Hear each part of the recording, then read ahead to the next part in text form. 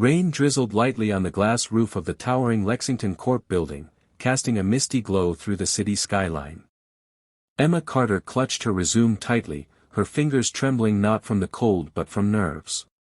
A shy, soft-spoken girl from a small town, she had never set foot in a skyscraper, let alone one housing the headquarters of one of the biggest tech companies in America. Her interview was on the 14th floor. She studied the signs, adjusted her oversized thrift store blazer, and took a deep breath. "You can do this," she whispered. But in her flurry of anxiety, she didn't notice that she stepped into the wrong elevator, the one reserved for executives. The doors slid shut silently behind her. Inside stood only one man, tall, poised, with graying hair at the temples and a calm, unreadable expression. He barely glanced at her, continuing to stare ahead. Emma's heart sank. "Oh no, this is the wrong one. I should have waited by the east lobby." Her throat tightened, but she didn't dare speak. Instead, she stood quietly, eyes down, willing the elevator to stop so she could escape without making a fool of herself. But the elevator didn't stop at 14. It kept rising. 22. 28. 34. The man beside her finally spoke, his voice deep but gentle. "You look like you've seen a ghost."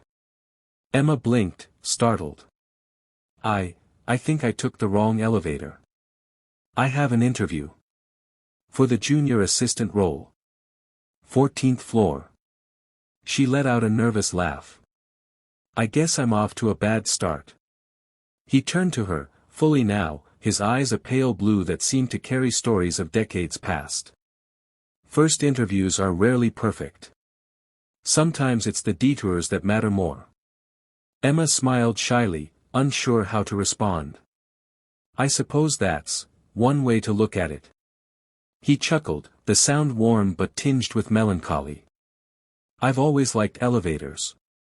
Small places where strangers meet. No expectations. Just moments."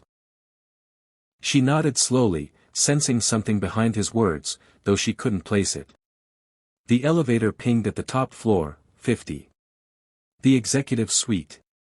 Emma quickly pressed the door open button. "I should go back down before they think I ran away."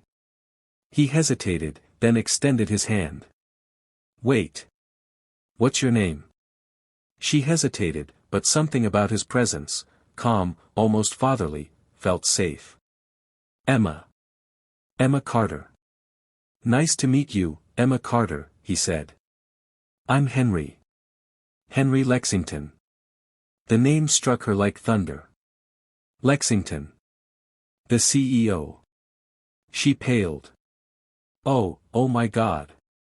You're." He nodded, a small smile playing on his lips. "Guilty as charged."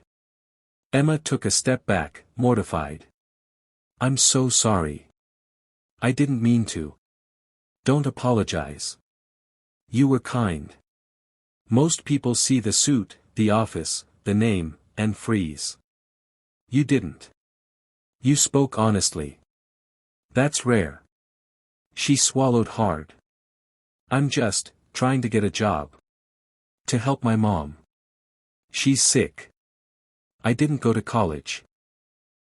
I know I'm not much on paper, but I'm willing to work harder than anyone."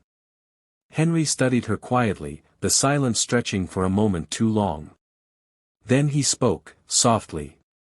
"When I was your age, I had nothing but a duffel bag and an idea. Slept in my car for 3 months. You remind me of that version of me." Emma blinked, surprised. "You?" He nodded. "Success has a way of erasing where you came from. People forget the struggle behind the suit." There was a long pause. Rain continued to tap gently against the windows. "I built this company," he said finally, "but somewhere along the way, I lost the simple things. Conversations like this. Genuine people." Emma felt something shift in the air, like this wasn't just a wrong elevator ride anymore. It was something bigger. He smiled again, warmer this time. "Come. Let me show you something. She followed him out, her heart thudding. The executive floor was silent, bathed in soft lighting and luxury. He led her into a private lounge with floor-to-ceiling windows overlooking the city. In the corner was a photo of a young boy. Beside it, a small bouquet of fresh lilies.